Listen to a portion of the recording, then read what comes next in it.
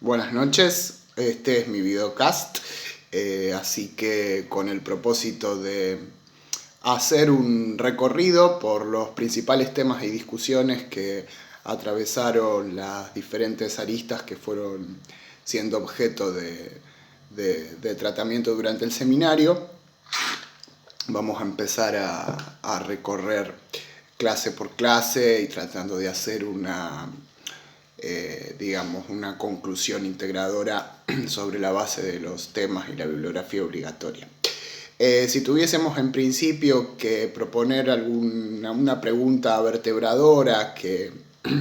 si quiere haya estado oblicuamente presente en la materia, podríamos hablar de las distintas implicancias que tuvieron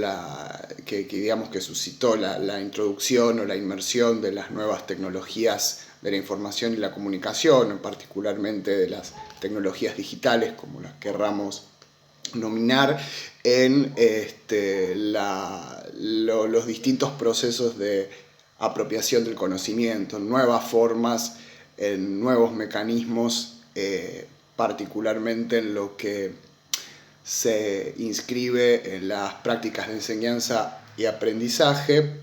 pensadas o enmarcadas en un territorio formalizado de la educación a partir de la apertura de nuevos entornos como son los entornos virtuales, en donde empiezan a circular toda esta serie de dimensiones. A medida que fuimos transitando la clase, dependiendo del recorte del recorte que tomamos para ir contestando, para ir desmembrando las distintas dimensiones que comprenden la complejidad de este interrogante, es que fuimos poniendo, depositando el foco en distintos vectores, ya haya sido el lugar del sujeto que aprende, la problemática de las discontinuidades entre metodologías de enseñanza, las dimensiones contextuales, la cuestión del lenguaje, el rol de la política pública también, el papel de los recursos didácticos y, las nuevas formas de disposición, de circulación de los saberes frente a estos nuevos modelos en los que las tecnologías de alguna forma proponen para llevar adelante su gestión y su tratamiento. Así que partiendo de esta, de esta columna vertebral, de esta introducción, de este prefacio, vamos a ir haciendo una síntesis clase por clase. La clase 1, tuvo como propósito configurar de alguna forma una agenda, un estado de situación de aquellos problemas que son pertinentes a analizar para comprender la inserción o la relación del saber informático en las demandas o problemas de naturaleza pedagógica. Trabajamos puntualmente para introducirnos en esta arista con el texto de Cota, ¿sí? Que plantea cuáles son los desafíos que debe asumir el campo de la informática y los distintos saberes que moviliza, que dinamiza. Particularmente se enfoca en la ingeniería informática, o sea, cuáles son estos desafíos o estos retos que asume para diseñar software y aplicaciones que respondan efectivamente a las demandas de aquellos actores involucrados en los procesos educativos, ya sean docentes, funcionarios o cualquier sujeto que se posicione en el rol de usuario de estos software o de este conocimiento informático. ¿Cuál es el problema? También lo pudimos revelar a través del texto de Montucci. La premisa, de la que parte es que la ingeniería informática no termina de tener la capacidad de dar respuestas, ¿sí? Para alcanzar los objetivos o las demandas de estos usuarios, es decir, particularmente de los actores que demandan del conocimiento informático algún tipo de funcionalidad pedagógica, como para decirlo sintéticamente. Cota identifica como una posible causal un desajuste entre la comunicación, una incongruencia en el lenguaje, es decir, no termina de generarse un entendimiento, una reciprocidad por parte del informático y el actor pedagógico, lo que termina perdiendo el potencial, lo que termina generando cierta descredibilidad o cierta ineficacia en lo que señala a la potencialidad o a la funcionalidad de la ingeniería informática y de la intervención puntual de la ingeniería informática en este territorio.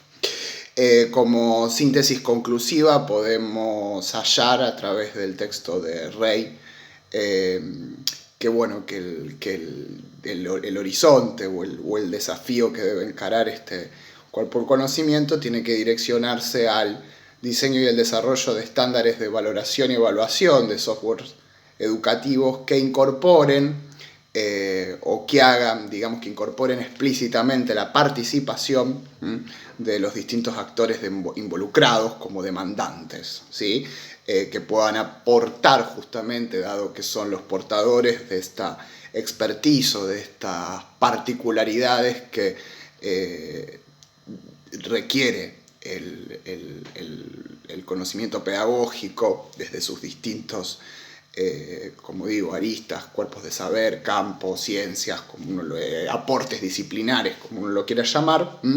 como valor agregado al conocimiento informático. Es decir, tiene que producirse una articulación resultante de un análisis funcional, un acercamiento, tiene que ser más estrecho ese vínculo para poder aunar esas competencias de dominio y que los software o los dispositivos que se generen desde la ingeniería informática realmente sean efectivos en estos términos, que tengan la capacidad de dar esas respuestas y cubrir estas demandas, ¿no? Bueno, tendiendo un puente con la clase 2, en la que directamente nos adentramos en conocer algunos documentos que plantean o que proponen distintos estándares de evaluación de calidad de software educativos. Trabajamos allí con distintos artículos que nos propusieron, ¿no? Ángulos para poder instrumentar matrices de evaluación ya existentes en las que a lo mejor pueden ser representativas de este diálogo, de esta cooperación entre ambos circuitos o ambos territorios de los que mencionamos en la clase 1. Pudimos tener contacto con algunas matrices a modo de ejemplo, se presentaron distintas dimensiones, variables, indicadores y que, si se quiere, forman parte de ciertas experiencias o convenciones que se han tenido de evaluación. Vimos cómo se pueden, si se quiere, articular estándares provenientes de las normas ISO o de algunas, otras convenciones, si se quiere, normativas, cómo esto puede generar, cómo esto puede posibilitar también la oportunidad o la apertura de diseñar matrices nuevas que sean situadas y que sean también contextualizadas a la especificidad de la naturaleza educativa que tienen que tener estos software. Bien. En la clase 3, ya nos metimos directamente en las discusiones que más recurrentes dentro de la literatura respecto de las características particulares que asumen los entornos virtuales de enseñanza y los, digamos, sujetos, actores o componentes institucionales allí involucrados. Particularmente en esta clase, si se quiere, trabajamos con dos agrupamientos disciplinares. Por un lado, con la psicología educacional a través de un manual, a través de dos capítulos de un manual compilado por José Ignacio Pozos, un autor que a lo mejor tenemos francamente familiarizado desde de haberlo leído en psicología educacional. Y por otro lado, con el manual de Salvat, nos orientamos a un abordaje, si se quiere, más de índole didáctico para tramitar las nuevas configuraciones, si se quiere, identitarias que tienen que atravesar digamos, una nueva percepción del docente y del alumno en lo que hace a su trayectoria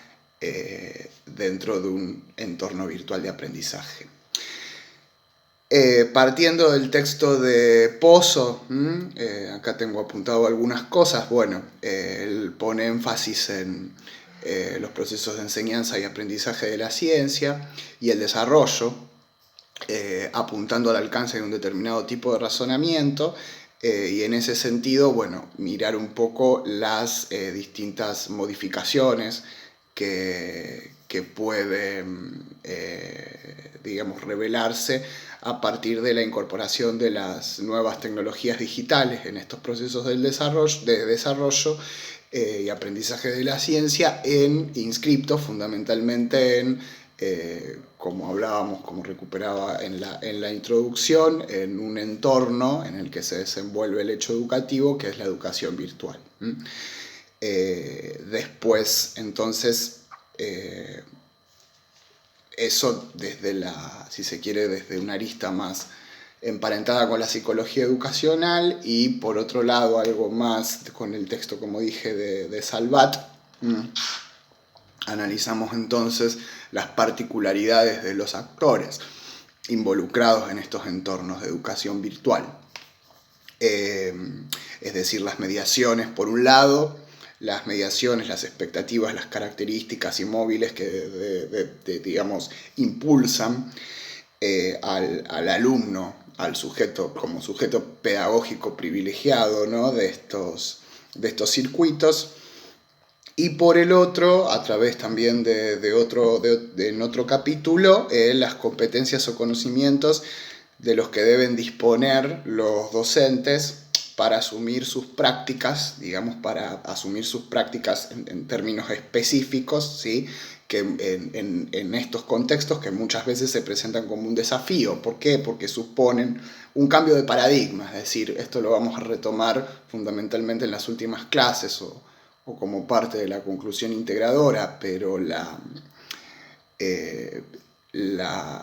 educación en entornos virtuales, y fundamentalmente si uno la enfoca desde las metodologías de enseñanza, no implica una extrapolación o una transposición lineal o directa de las metodologías habituales o pensadas o situadas para un contexto sincrónico, presencial, áulico, tradicional, sino que requieren un cambio de paradigma. Es decir, todo el marco teórico que gira alrededor de la educación en entornos virtuales, podemos detectar esa hipótesis o esa necesidad de transformación como, digamos, como premisa, ¿no?, como hipótesis, si se quiere, transversal. Esto que implica, bueno, un cambio de concepción de los distintos puntos que hacen a la enseñanza a nivel macro como a nivel micro, en su esfera curricular, y básicamente en esta línea es que se van a empezar a introducir los autores en esta clase, en esta clase, ¿no? lo que van a decir es que en primer término, digamos, estas competencias que tienen que asumir los docentes o los profesores en entornos virtuales suponen necesariamente un proceso de abstracción y desapego de aquellos patrones que hacen a una cultura, si se quiere, tradicional de la enseñanza, de administración de la enseñanza, fundamentalmente en términos de planificación, programación y evaluación.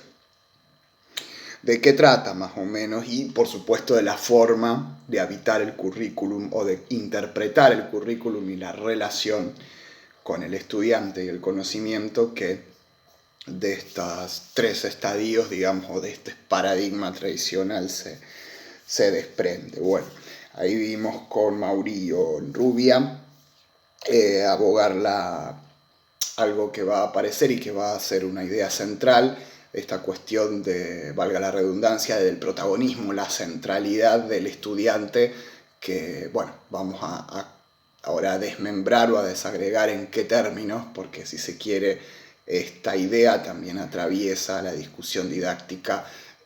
sin necesariamente tener que enfocarse en este campo, ¿no?, de la educación en entornos virtuales o la educación a distancia.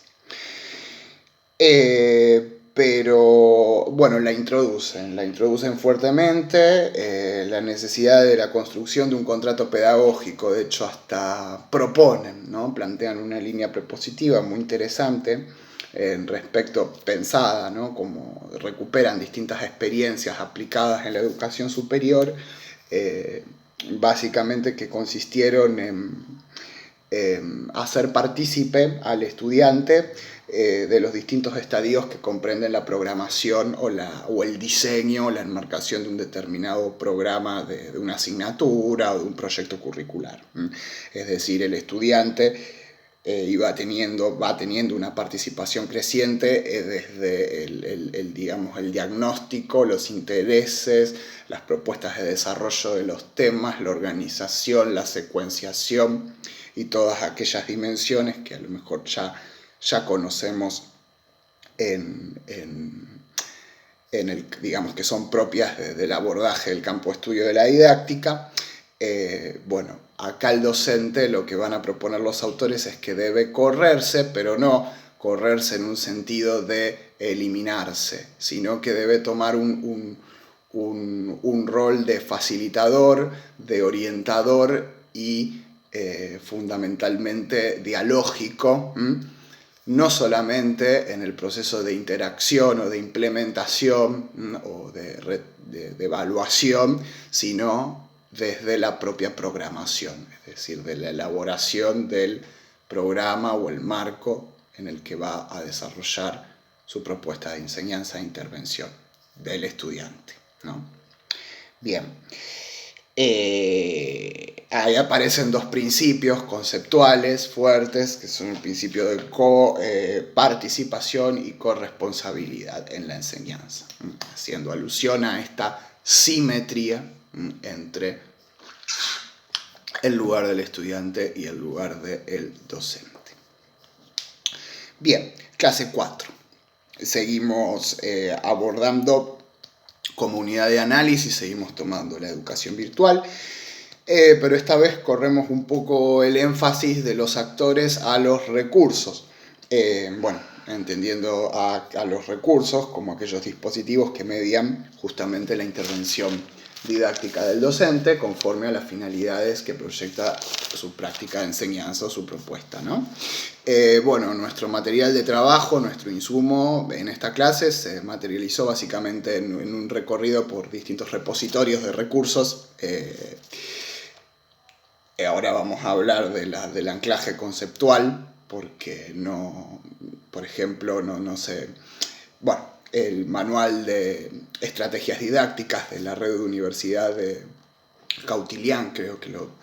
pronuncié bien, de México, y también otros repositorios cuya fuente es el Instituto Nacional de Tecnologías Educativas y Formación para el Profesorado del Ministerio de Educación de España.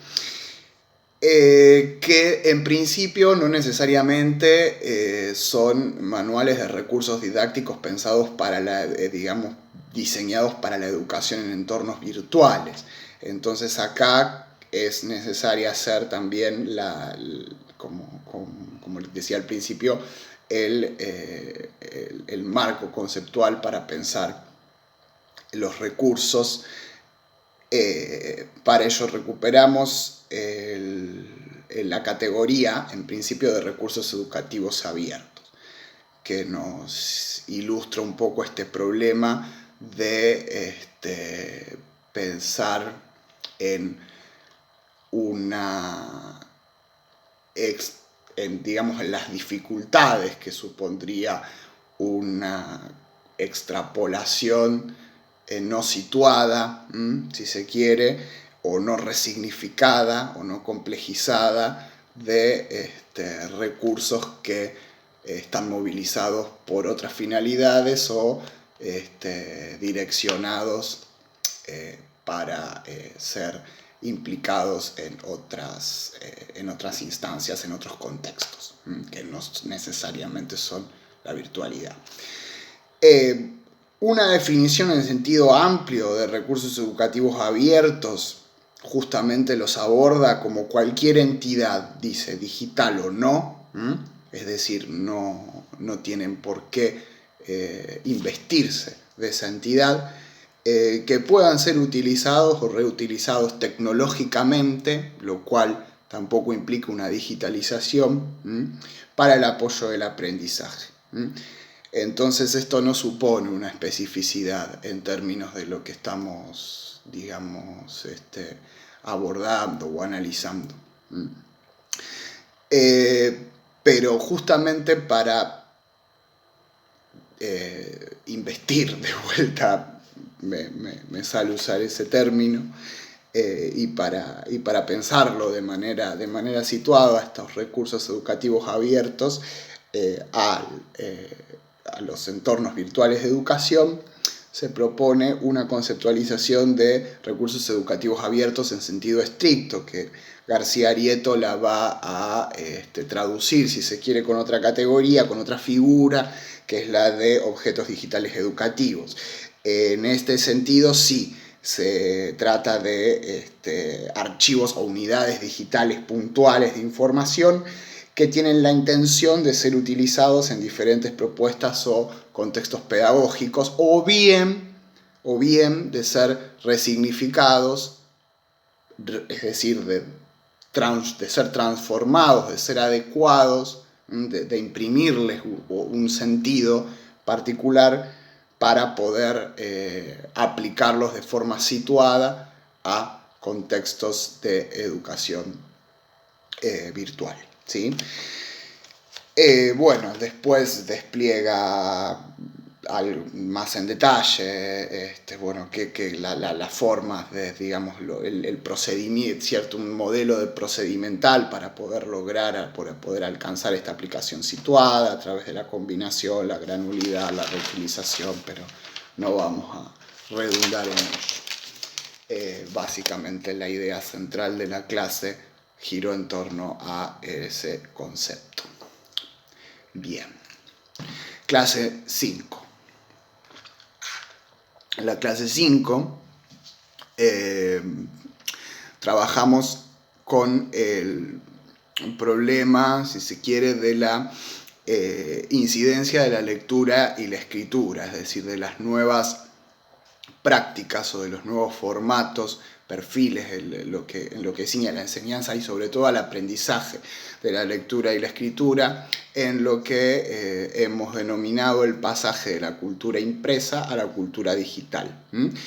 o cómo se revela este desplazamiento a partir de variaciones en lo que tiene que ver con los mecanismos de acceso al conocimiento lectoescritural, si se quiere. Trabajamos con el texto de Martos Núñez y Fernández Figares, el prefacio al diccionario de nuevas formas de lectura y escritura, entre otros, pero me parece que es de alguna forma, si tuviese que elegir un material como para integrar las ideas centrales de la clase, me parece me parece atinado señalar esta hipótesis que nos trae esa bibliografía. Que existen nuevas, es decir, que las formas en las que se presenta y acá ya vamos a entrar en otro terreno que después vamos a ir profundizando y que nos va a ayudar a hilvanar las clases que quedan. Las formas en las que se presenta el texto, la información, pero en su soporte textual, demanda, implica nuevas codificaciones y competencias metacognitivas que deben ser aprendidas por el sujeto que accede a el texto mediatizado por la pantalla, es decir, mediatizado digitalmente, que rompe con aquellas competencias que tuvieron que poner en juego para apropiarse o para ser alfabetizados, para apropiarse de la lectoescritura a través de los mecanismos tradicionales, digamos, habituados en la práctica desde otros soportes o desde que básicamente de soporte desde el libro, si se quiere, o del soporte material, y también acá no me quiero enredar, y también son competencias, digamos, que se distancian de aquellas que se pusieron en juego, que se intentaron de enseñar o incentivar en el estadio o en el momento en que esos sujetos debieron alfabetizarse, ¿no? En términos de acercamiento, de aproximación y de asimilación de la lectoescritura. Es decir, hay una centralidad en el soporte digital que marca una diferencia cualitativa entre lo que es el texto impreso y el texto digital. ¿Por qué? Bueno, los autores van a decir, básicamente van a girar en que la forma de organización del texto es distinta, es decir, responde a otros parámetros. Entonces, para comprender un texto que no está organizado, que no está sistematizado,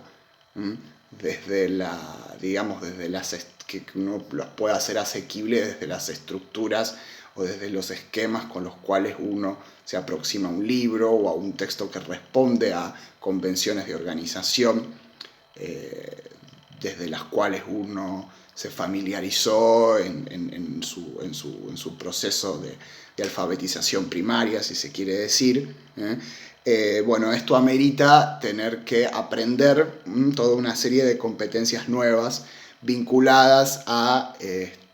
la selección, la jerarquización, la reorganización, ¿sí? Y ahí ingresa, digamos, a jugar un papel fundamental la autonomía del lector. Es decir, toda una serie de habilidades que no, en principio, no tienen una finalidad de aplicación directa, sino que lo que hacen es desarrollar, incentivar la autonomía para que finalmente puedan tomar decisiones respecto de cómo ordenar la información que se les presenta de un determinado modo, conforme a sus expectativas o conforme a sus necesidades. Sobre esto vamos a volver fuertemente en la clase 7, y nos va a iluminar el concepto de infoxicación. Ahora yo voy a grabar una segunda parte porque creo que a los 30 minutos se me termina. Así que nos vemos con la segunda mitad, digamos, que nos queda recorrer.